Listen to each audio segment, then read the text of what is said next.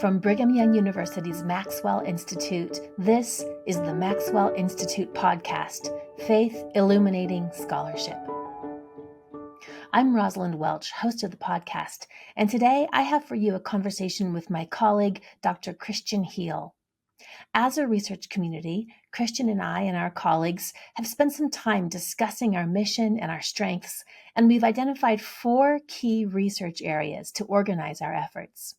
These are the Book of Mormon, the Bible, interfaith understanding, and latter-day discipleship. These 4 areas reflect our mission statement, which is to inspire and fortify Latter-day Saints in their testimonies of the restored gospel of Jesus Christ as we engage the world of religious ideas. And they reflect BYU's strategic investment in what we call mission-inspired scholarship, which includes a special focus on faith and religion and on blessing the world beyond our campus.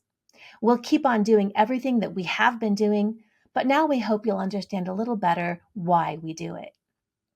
So this episode is the first in a series that will introduce our 4 initiatives and give you a taste of the work we're engaged in.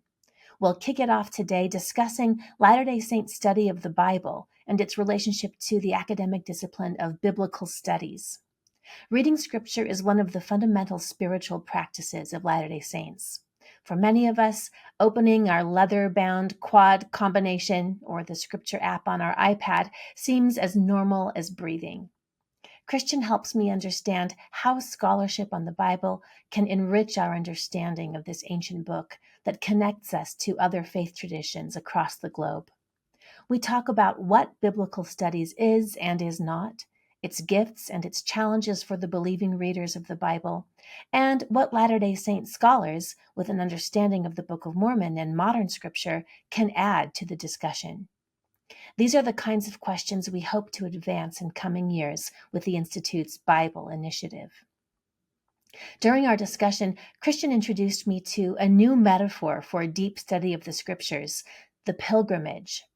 Like a pilgrim who is spiritually transformed by the effort of her journey, a reader of Scripture who is willing to undertake responsible, informed study can likewise expect transformation.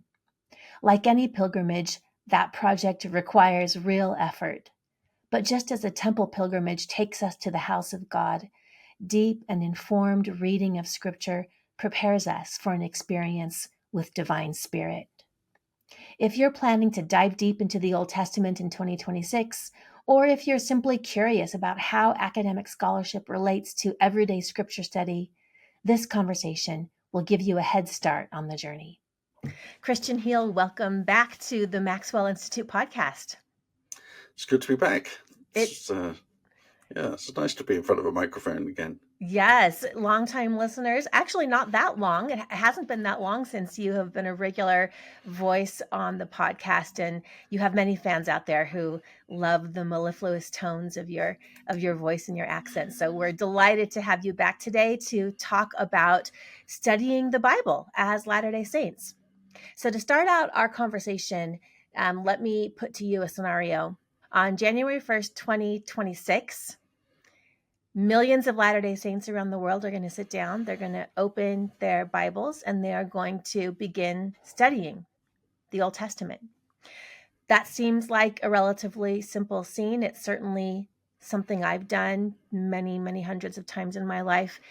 But there's a lot going on under the surface of that simple scene of a believer sitting and studying the Bible. So talk to me a little bit about what's going on when somebody who believes in the authority of the Bible sits down, opens it, and reads it to learn from it. Yeah, this is a really great question and a great way to sort of frame diving in, because this is where the kind of rubber meets the road, right? When we're actually sitting down, opening our Scriptures and seeking something. Yeah. And the fact that I even refer to it as opening our Scriptures means that we're seeking God. I think for me, Scripture is an acknowledgement. Calling a book Scripture is an acknowledgement that God is at work in 2 places: in the text of the Scriptures, so in the things that we're reading about, and in our lives. Yeah, so I'm really struck by what you just said. Let's say that I sat down with the Bible But I came to it not to sort of have a spiritual or devotional experience, but instead because I really wanted to understand something about ancient Near Eastern cultures, right? So I'd be reading the same text there, but in a way I wouldn't be reading it as scripture.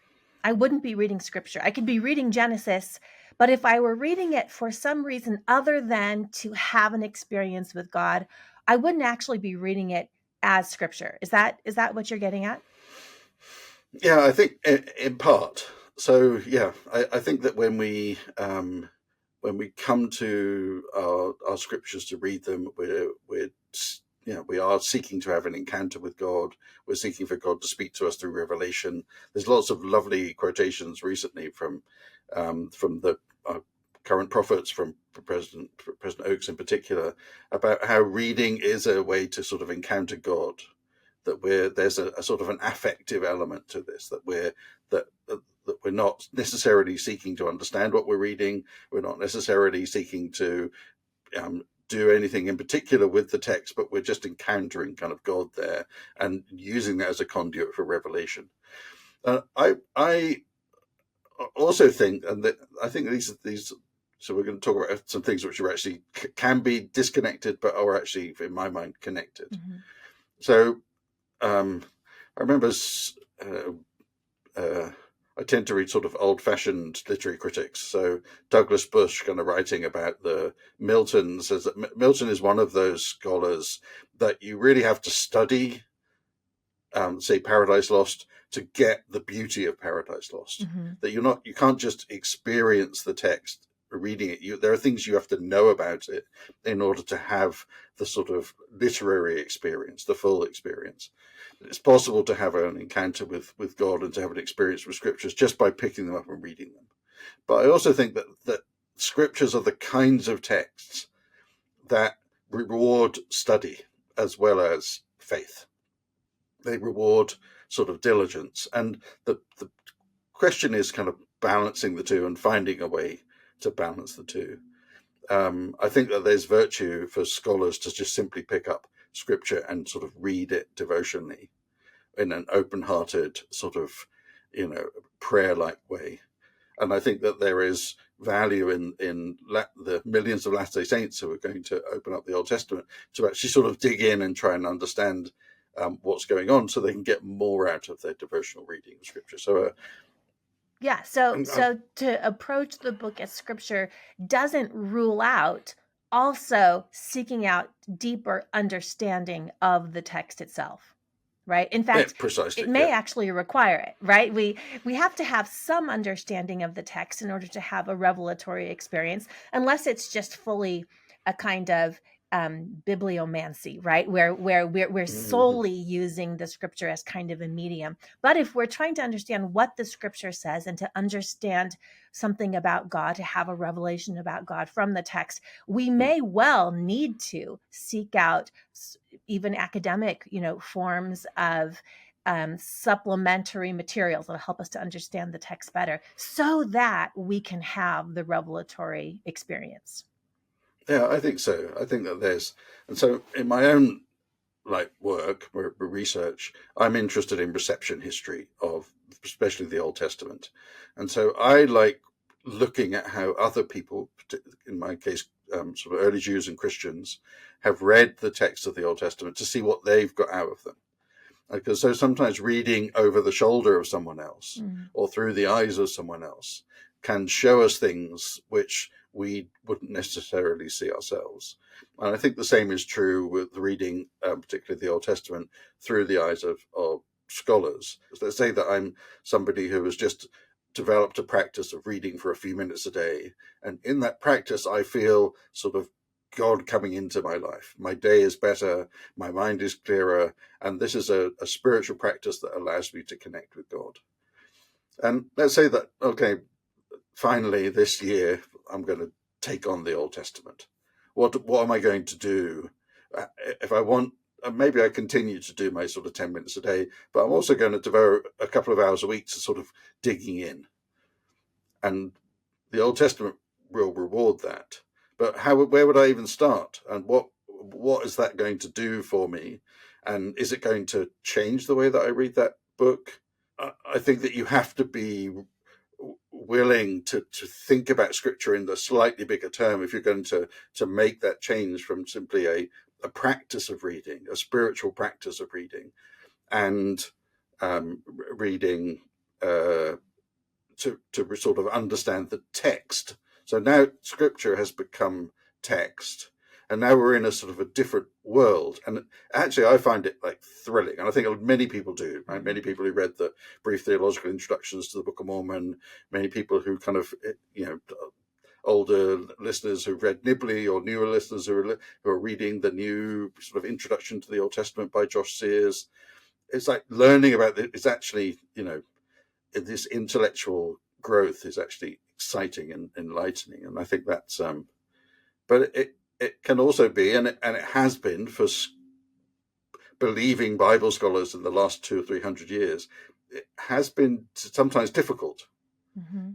Because what we read will sometimes challenge some of our assumptions. And so that's a sort of an interesting, and it's part of the reason why in my own sort of self, I work or I'm interested in what scholars have to say about the Old Testament, but also what sort of fellow believers have to say about the Old Testament through time, so that we can get that sense of kind of how the Old Testament has nourished its kind of livingness. Mm-hmm.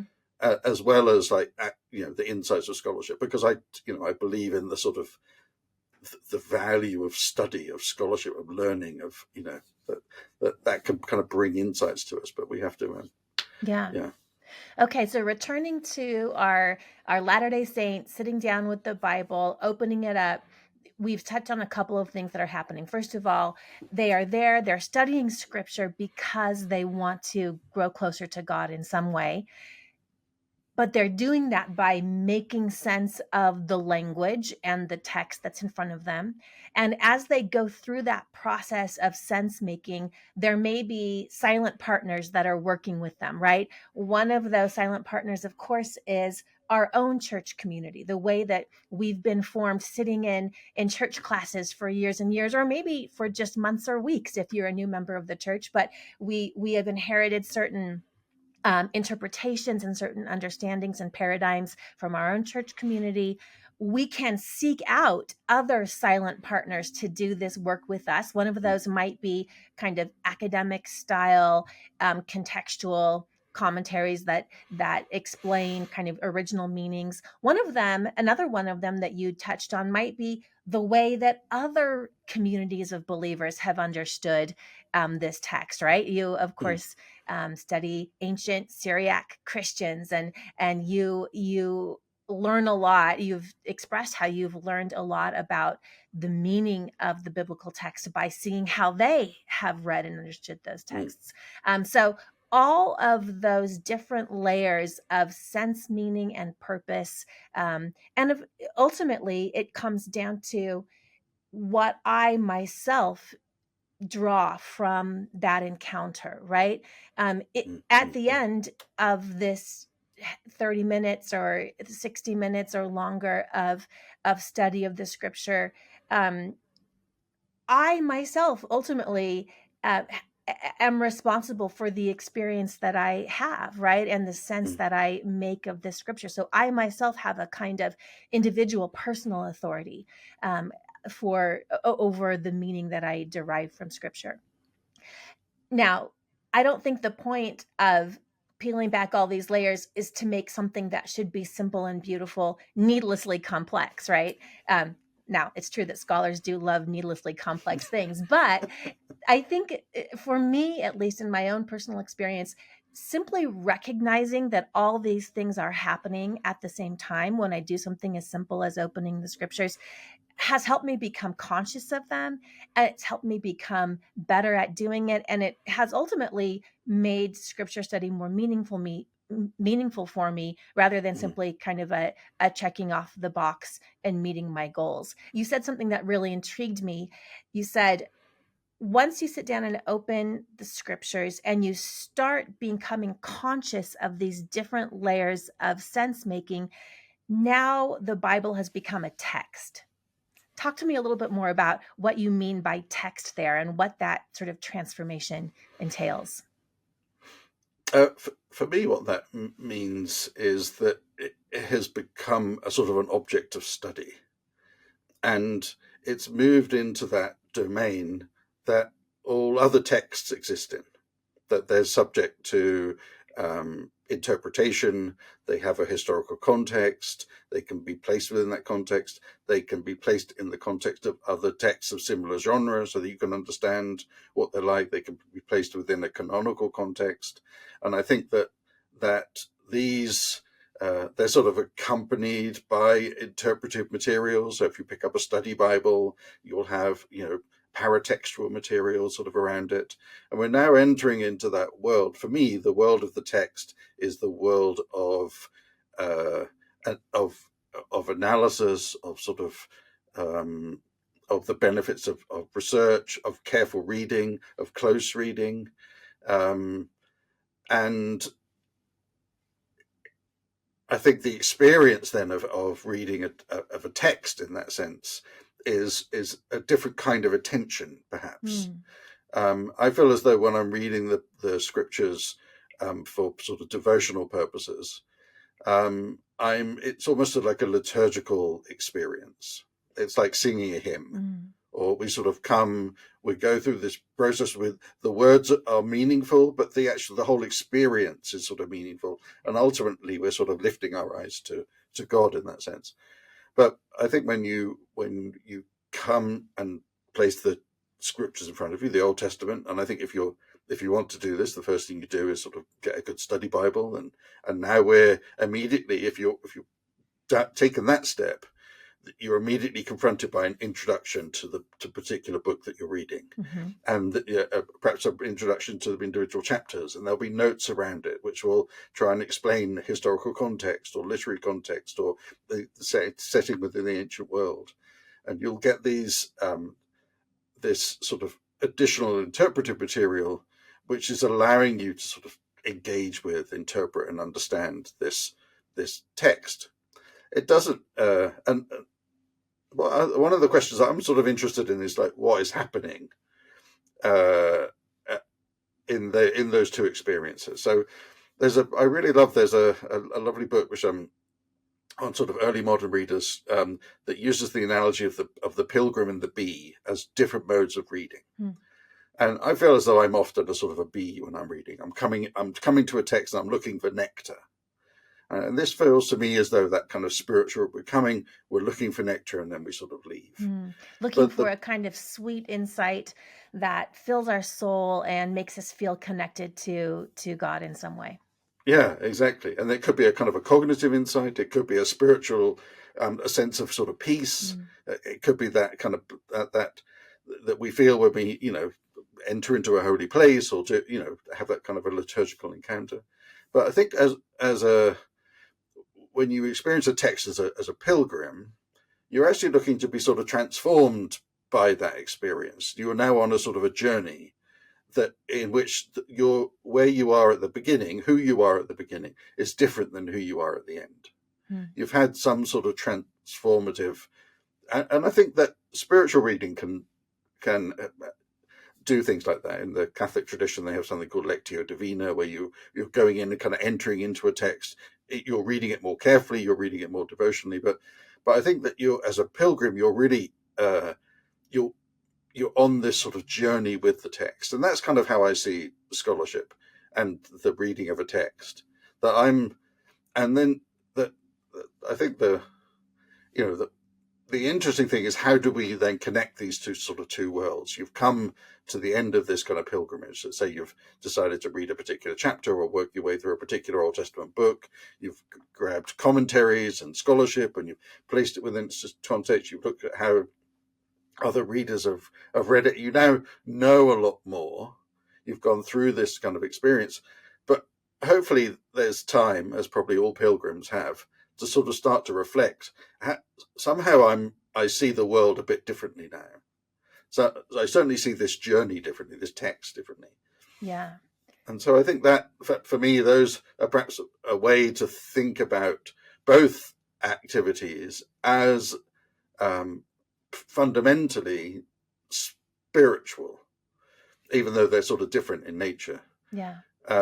Acknowledging that, just like any pilgrimage, there are plenty of people walking on it who are just out for a walk, right? I'm really taken by this idea of the pilgrim, right? When I undertake a more intense form of scripture study, what I'm after is transformation of myself. And part of that will include a transformation in my understanding of the text. But ultimately, I place myself before the text, and I ask it to change and form who I am. And what you're suggesting is that precisely the rigor and the work that's required for an intensive study is the crucible, or is part of the crucible that can transform the pilgrim as we go on this journey through the Bible. But that's not the only possible outcome, right? You alluded earlier to the risk that that being willing to countenance the Bible as a text can also pose for us, right? Because we will learn things. We'll learn things about the content of the Bible. We'll encounter characters who are not good examples, shall we say. But we'll also start to notice things like there are contradictions within the Bible. There are things that that we have to interpret to make sense of. And as we encounter these along the way, it might transform us in a way that, in a negative way, right? It might cause us to kind of lose our confidence in the authority of the Bible, or hopefully it will urge us to, in an edifying way, deepen our understanding of the authority of the Bible. So let's talk a little bit now about biblical studies. We're the Neal A. Maxwell Institute for Religious Scholarship. There are many different forms of religious scholarship on the Bible, including things like theology and devotional readings. But often in academic contexts, we talk about biblical studies, and this refers to a very particular style of inquiry about the Bible. And one part of what we do here at the Maxwell Institute in our Bible initiative deals with biblical studies. So tell us about what biblical studies is as an academic discipline. Yeah, that's a great an important question, really, something to really sort of think about as we pick up things off a shelf or order them from Amazon. Kind of what are we getting, and why is it what it is? And biblical studies, like so much of the contemporary study in humanities, has its sort of roots in Renaissance, in thinking in the Enlightenment, and is a different attitude towards texts. As a Latter-day Saint, we're taught to read the scriptures together as a sort of a univocal whole, and the scriptures are used to interpret each other. So I can use the Doctrine and Covenants to interpret the Book of Exodus. I can use the Book of Exodus to understand what's going on in the Book of Mormon, and the Book of Mormon helps me understand the rest of the Old Testament. And so we work within this kind of canonical context. We're taking, as Latter-day Saints, we read the opening chapters of the Book of Genesis in the context of the Book of Moses, in the context of the Book of Abraham. This is what we'll be doing in the coming year. And so we're using modern revelation to understand sort of ancient scripture. Scholars will come and say, this is an ancient text. We need to understand it within its kind of historical context. And that's how we start to sort of tease apart what is going on with it. We're looking at influences. We're looking at sort of commonalities. We're looking at differences. And the same all throughout the scriptures. So the first thing that scholars will do is in biblical studies is to split the Bible up, especially the Old Testament, into genres, into sections. They'll try and understand its growth historically. They'll try and understand different sources and influences. And so biblical studies is the set of tools, the set of training that you need, the set of languages you need to learn, the set of historical sort of context you need to master in order to be able to read any particular text, I think. Yeah, about 10 years ago, in a publication that has since come to an end, Studies in the Bible and Antiquity, published here at the Maxwell Institute, there was an essay written by a Jewish scholar, James Kugel, and he, I thought, had a really, really nice way to think about this distinction. He talked about learning about the Bible, which is the project of biblical studies and academic inquiry, versus learning from the Bible, right? And that is the project of the believer. Now, the biblical studies scholar doesn't have to be a believer, right? It's quite possible that you could be a non-believing person who just has this intense interest in these ancient cultures in the same way that I might have an intense interest in Beowulf or any other ancient text. And a non-believer actually can provide a lot of insight on the Bible, right? They can do top tier academic work in helping us understand how and when biblical texts were composed, how they were assembled, how editors expanded them and rearranged them and redacted them. And that's all work that a believer can benefit from. The believer, on the other hand, wants to learn from the Bible, right? We believe that there is something in the Bible that can teach us and transform us on that pilgrimage you were talking about. So for us, I would argue, for a believer, we have to take account of learning about the Bible. And then we can learn from the Bible. On the other hand, the strictly non-believing scholar, they can learn all about the Bible, but they probably won't learn from the Bible. So there's a way in which I would want to argue the believer kind of brings a fuller epistemological range to the Bible, right? She wants to learn about the Bible so that she can learn from it as well. Yeah, I agreed. And I think but it's not, I mean, it's a sort of it's a trickier project than perhaps we would like it to be. Yeah. Because often it involves us sort of experiencing kind of cognitive dissonance, right? Where what we learn about the Bible and what we're learning from the Bible are sort of different things, or learning about the Bible changes what we're learning sort of from the Bible. And I don't want to,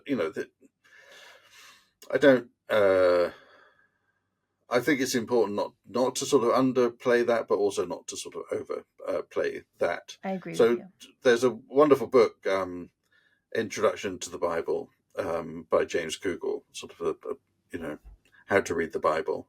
And in the end of that book, what he does is he goes through and sort of compares the results of biblical scholarship with sort of traditional Jewish readings of the Hebrew Bible. And he's a believing, practicing Jewish scholar. And he kind of comes away with a slightly pessimistic response to biblical studies, and says ultimately it does not serve the kind of believing reader. And other believing, practicing Jewish scholars will see things differently, right? And so I think that we have to you have to let readers kind of find your own level. Right? What is kind of serving me and what is not? What is building my faith and kind of what is not? What do I find kind of enlarging and what do I not? No, I think that Kugel's warning is very well taken. I really like how you put it. We don't want to understate the challenges of taking a kind of academically informed view of the Bible, but we also don't want to overstate them. And I think that maybe Kugel does overstate them. And maybe, in his community, the stakes are particularly high, kind of paradigmatically, right? The first project of biblical studies was to call into question Moses's authorship of the Pentateuch, right? The first 5 books mm, of Moses. And sort of mm, very, very traditionally, these were understood as written by Moses on Sinai. But the kind of mm, sort of the first project of biblical studies as it took shape in the 19th century was precisely to call that into question and say, no, it actually looks like these are different kinds of texts. There are different points of view in them. It looks like they were mm, later redacted, reassembled, and mm, interpreted, mm, perhaps based on earlier sources, right? But mm, into mhm, something that served the purposes of the Jewish community at a later point in time. And so that is deeply challenging for a Jewish person who has taken this very traditional view of Mosaic authorship. And mm, and it's challenging for many believers. For Latter-day Saints, I'd argue we might have a leg up on crossing that barrier simply because the Book of Mormon itself gives us an account of how scripture comes to be precisely through these practices of taking earlier sources, editing them, redacting them, stitching them together, weaving in a kind of later editor's point of view, and the end process there is scripture, not a kind of pristine beginning point. mm, mm. So what do you make of that? Do you think I'm right, or do you think I'm being too optimistic about what the Book of Mormon the advantage of the Book of Mormon in approaching a kind of academic hermeneutic of the Bible? So we have sort of two advantages. One is what the Book of Mormon models for us, which allows us to not be surprised by a later editor, a redactional process, different sources, multiple sources coming into a text. And the other one is within the Articles of Faith is a sort of an escape clause, a kind of a get out of jail free card when it comes to the Bible, because I think we perhaps overuse it, but because we believe the Book of Mormon to be the Word of God and the Bible to be the Word of God as far as it is translated correctly, because there's a broader sense of that things are lost in the Bible. So yeah, I think that there are sort of some really useful resources within Latter-day Saint Scripture to allow us to approach the Old Testament with perhaps more confidence than somebody whose starting point is sort of Scripture alone, or the Scripture is the arbiter of all sort of truth. Then we have to sort of really wrestle with some of the kind of difficulties that the text of Scripture, learning about Scripture, can actually throw in our way. Yeah. So there's the possibility, at least, that Latter-day Saints can actually contribute something very exciting and new to the broader Christian project of understanding the Bible. But that hasn't really been the case yet. Partly that's simply down to the fact that we're a young tradition, right? We are just getting started, especially in comparison to our Catholic brothers and sisters, obviously our Jewish brothers and sisters, even more than that, and the Protestant project as well. So partly it's just that we're just getting started, and I don't want to sell short the contributions of some really, really sharp biblical studies scholars, some of whom are our colleagues here at BYU and other Latter-day Saints who are practicing biblical studies in other academic institutions around the country. But I think it's fair to say, correct me if you think I'm wrong here, that so far Latter-day Saint biblical studies scholars aren't necessarily approaching biblical studies as Latter-day Saints, but instead they're just really great practitioners within the paradigms of biblical studies. Do you think that's fair to say, or am I selling them short? So this raises a really kind of wonderful and interesting set of questions for us as kind of Latter-day Saints, and for the kind of small but growing and actually really impressive community of Latter-day Saint biblical scholars. Yes.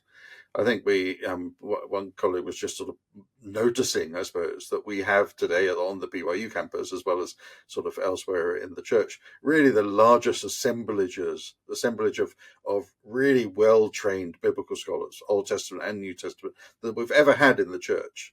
We have an abundance of sort of riches right now. So what are these folks doing? And does being a Latter-day Saint reader of the Old Testament, I mean, I think that's your question. Does it give you an advantage? Yeah. And Or I think something unique that we can bring to the conversation. Okay, yeah. I think that and so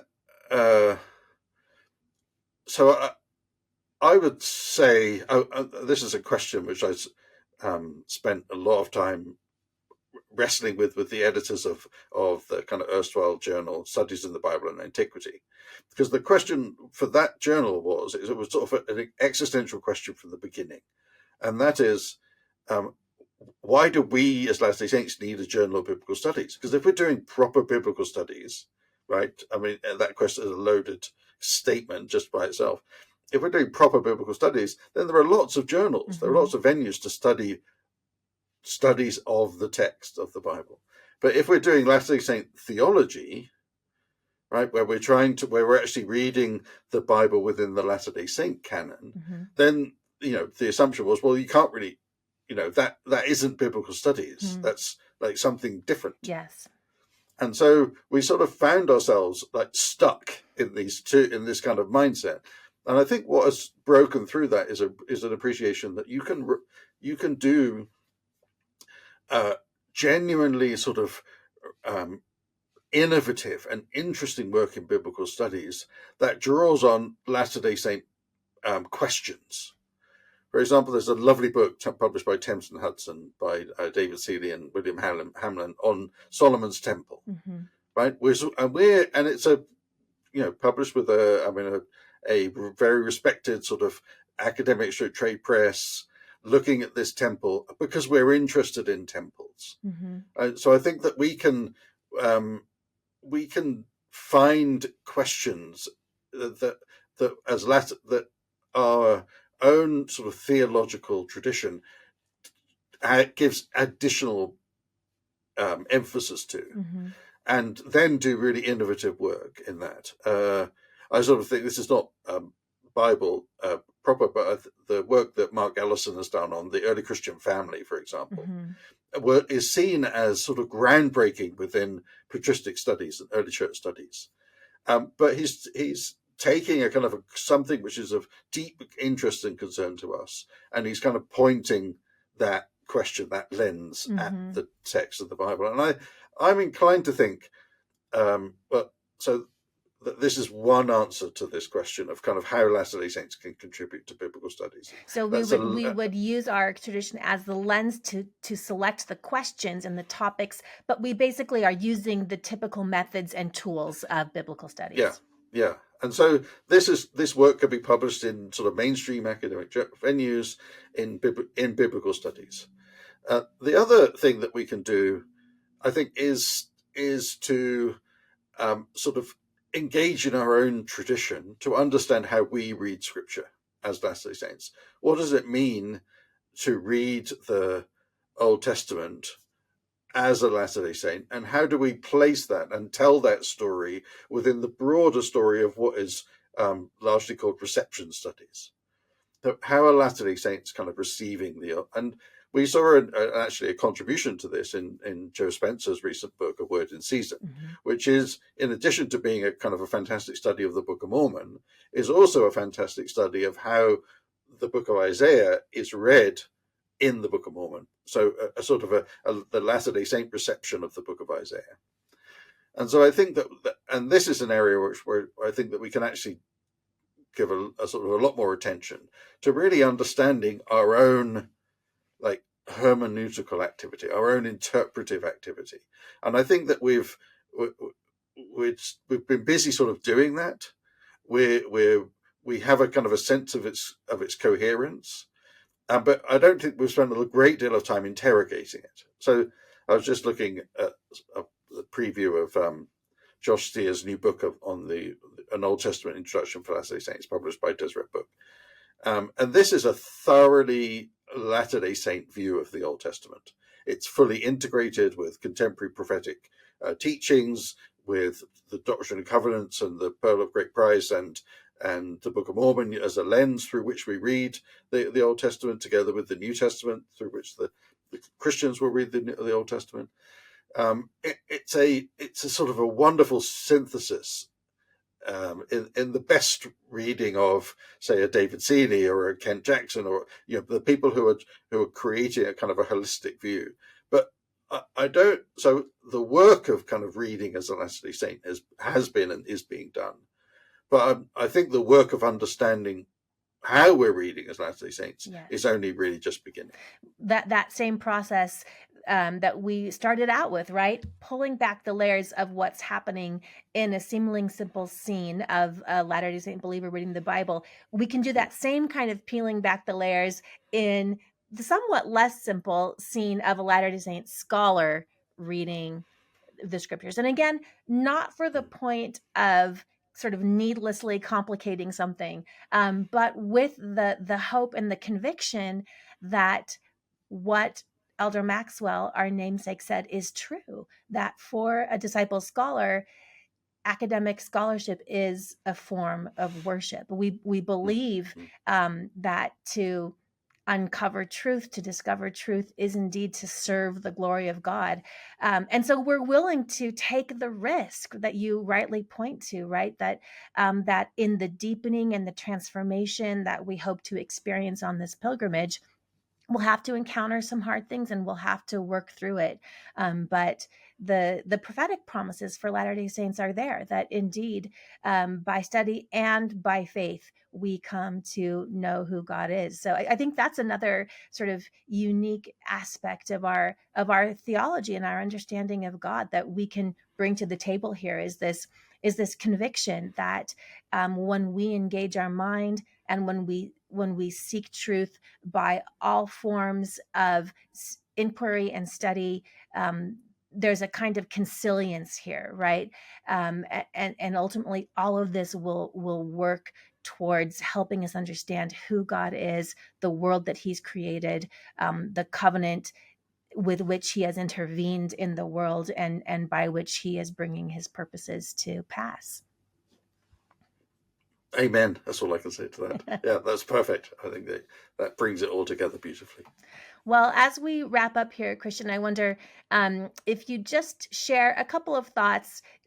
I think Latter-day Saints can get these types of tips in many different places these days, and I'm happy about that. But what can a sort of non-expert Latter-day Saint who really wants to start a pilgrimage through the Old Testament this year, how can they most benefit from academic scholarship on the Bible, and how can they access that scholarship? Yeah, that's a great an important question. I think the first level is having just a good study Bible, and there's actually a nice article by Josh Sears on sort of study Bibles that we can link to.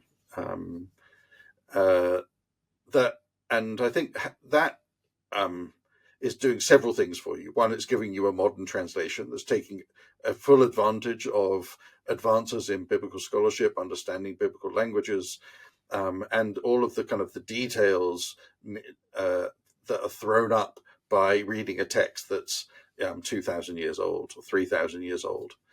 So that's the sort of first place that I think you can go. And there are I quite like the Oxford Study Bible. I also I like the Jewish Study Bible, because I think it's, especially for the Old Testament, it's really kind of interesting to read through this lens of Jewish scholarship.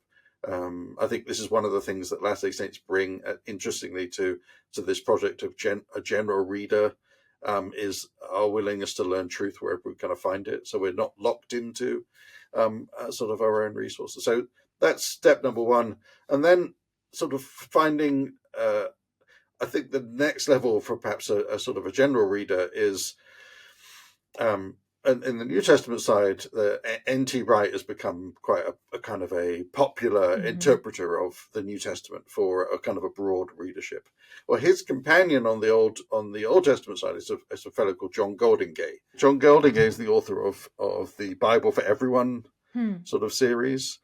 And so these are individual volumes which sort of provide a kind of a commentary that brings together the best of sort of biblical scholarship and also the best of kind of Christian thinking about these Old Testament books. And that's actually a kind of a lovely kind of entry point into. And then the journey kind of just gets more fun from there, depending on,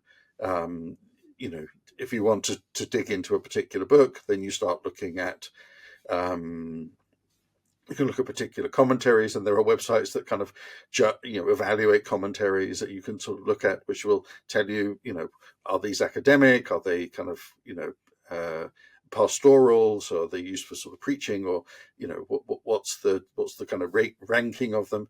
What's the demand that's going to be put on you as a reader? So that's where I think that's probably as far as you want to go, and a good kind of introduction to the Bible, like James Kugel's, is sort of something that works through it. And there are lots of these around. That sort of thing can give you some general kind of historical background, and then you're just limited by your budget and your time beyond that. So, well, it's time to start compiling our Christmas list. So this comes right on time to add a lot of books. Thank you, Kristian. You've given me two really gifts today. First of all, this image of the Pilgrim and the pilgrimage that we want to undertake as we read the scriptures and the transformation that we seek through the hard work of reading. And second, Golden Gay. I wasn't aware of his work, The Bible for Everybody, and that's definitely going on my Christmas list this year. Thank you so much for joining us today on the Maxwell Institute podcast. It's a pleasure. That concludes my interview with Dr. Kristian Heal. I hope Kristian's insights have helped you think differently about what's happening when you open your scriptures, and perhaps inspired you to approach the coming year of scripture study as a pilgrim on a journey. This is the first episode in our mini-series on the Maxwell Institute's research initiatives. I'll be back soon with the next. If you enjoyed this conversation about Bible scholarship and the believing reader, please share it with others and subscribe to our podcast feed. You can follow us on @BYU_Maxwell on social media and sign up for our newsletter at mi.byu.edu to stay updated on Maxwell Institute projects. Thanks for listening. Until next time, I'm Rosalynde Welch, and this is the Maxwell Institute podcast.